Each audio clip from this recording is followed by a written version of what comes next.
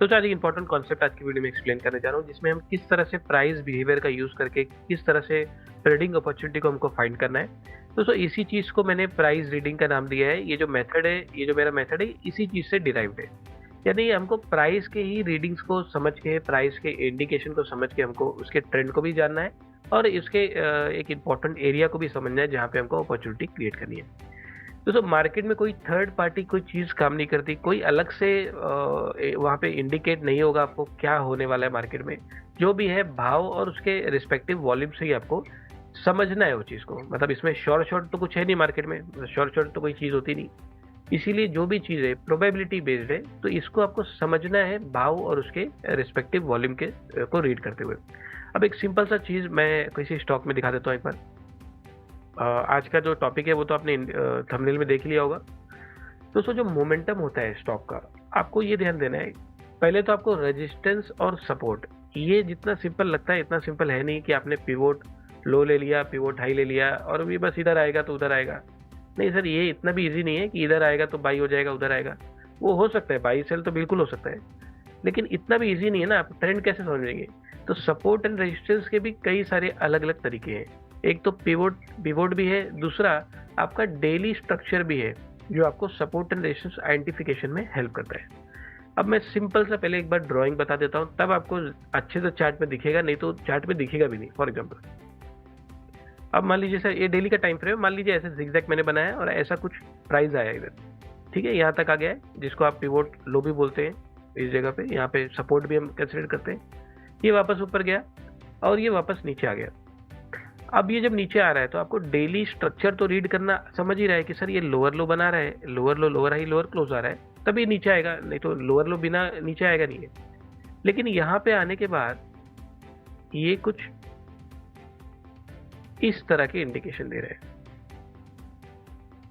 इस तरह के इंडिकेशन दे रहे हैं।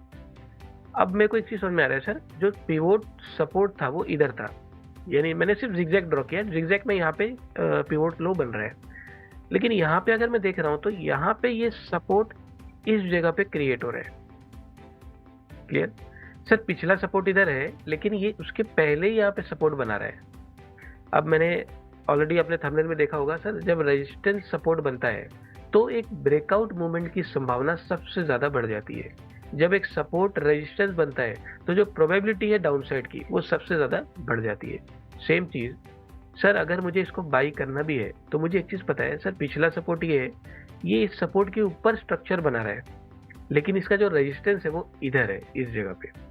यानी अगर इसको ब्रेक करता है ये, तो एक मोमेंटम आने की संभावना सबसे ज्यादा अपसाइड की, जो प्रोबेबिलिटी अपसाइड की, वो यहाँ पे इंक्रीज हो जाती है। और मैंने शुरू में बोला सर, स्टॉक मार्केट में प्रोबेबिलिटी ज्यादा अच्छा काम करती है। सर्टेनिटी तो खैर वहां पे कुछ है ही नहीं, सर्टेनिटी आपको भी नहीं मालूम सर, ये यहाँ से जाएगा तो यहाँ तक पहुंचेगा कि यहाँ से रिवर्स करके नीचे आ जाएगा, ये किसी को भी नहीं मालूम। क्लियर? एक प्रोबेबिलिटी रहती है कि अगर यहाँ से जा रहा है तो एटलीस्ट नेक्स्ट जो प्रीवियस रेजिस्टेंस था वहां तक जाना चाहिए, और हम उसी बेसिस पे काम करते हैं। मतलब ऐसा नहीं कि उसके बेसिस पे हम आंख बंद करके बाई करके यहाँ तक बैठे हैं, नहीं सर, उसके बाद भी हम प्राइस को कंटिन्यूसली वॉच करते हैं, क्या हो रहा है, किस तरह से इंडिकेट हो रहा है, क्योंकि जरूरी नहीं वो यहाँ तक आ जाए, बीच से भी घूम के नीचे आ सकता है। तो वो चीज हमको खुद को रीड करना पड़ता है, प्राइस रीडिंग को। अब सेम चीज एक बार मैं एक्सिस बैंक में दिखा देता हूँ फॉर एग्जाम्पल।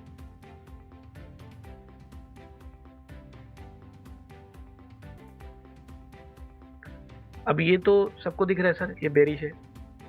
क्लियर? ये clearly lower low, lower high बना रहा है, बेरिश है सर। यहां से ऊपर आ गया, क्लियर, यहां से नीचे गया, यहां से ऊपर आया, ठीक है। वापस जब नीचे आया तो आपको नहीं लगता सर ये इस जगह से सपोर्ट लिया था पिछली बार? क्लियर? भाव यहीं से ऊपर गया था, तो यानी इस जगह पे इसको कहीं ना कहीं सपोर्ट मिल रहा है इस जगह पे। और इसका रेजिस्टेंस क्या है? इसका रेजिस्टेंस यहाँ पे नहीं है, इस वाली जगह पे। क्यों? क्योंकि जब ये ऊपर गया तो यहीं तक ही जा पाए, इसके ऊपर नहीं गया, यहीं तक जा पाए। यानी ये इसका रेजिस्टेंस है, ये इसका सपोर्ट है फिलहाल का। क्लियर? रेजिस्टेंस तब टूटेगा जब इसके ऊपर प्राइस जाएगा या इसके ऊपर स्ट्रक्चर बनाएगा। अब एक बार देख लेते हैं आगे। ये देख, ये दिख रहा है, ये देख, क्लियर पॉइंट, ये क्लियर है इस जगह पे। सेम चीज एक बार पीछे भी देख लेते हैं, अगर यहाँ पे एग्जांपल है तो।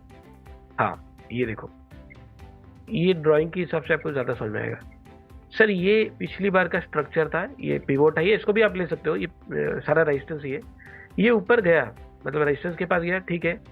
ये जब नीचे आ रहा है तो इसको एटलीस्ट एकदम सिंपल लॉजिक में इसको कहाँ तक आना चाहिए, यहाँ तक आना चाहिए, सपोर्ट तो यहाँ है ना। लेकिन अगर ये सपोर्ट के ऊपर एक सपोर्ट डेवलप कर रहा है, जो कि ये दोनों दिन में डेवलप हो रहा है, सर इस सपोर्ट के ऊपर तो ये सपोर्ट बना रहा है, मतलब अगर यहाँ से गिर रहा है तो ये सपोर्ट तक आए ना। अगर ये इसके ऊपर सपोर्ट बनाता है तो क्या ये यहां से रिवर्स करके यहां तक आ सकता है क्या? क्लियर? सर जो चीज रेजिस्टेंस थी वो अब यहाँ पे सपोर्ट बन रही है। क्लियर? ये मुझे इंडिकेट कर रहा है कि कहीं ना कहीं प्राइस में स्ट्रेंथ है यहाँ पे, ये मुझे यहाँ पे इंडिकेट कर रहा है। Clear point? एक और एग्जांपल देख लेते हैं, सेम इसी तरह का कॉन्सेप्ट इंडसइंड बैंक में अगर होगा तो यहाँ पे भी ये देखो, सर ये पिछली बार का रेजिस्टेंस था, यहाँ कहीं पे इसका पिवोट लो है, यानी पिवोट लो को हम सपोर्ट कंसीडर करते हैं। सर ये मेरा सपोर्ट है, ठीक है सर, ऊपर चला गया, ठीक है।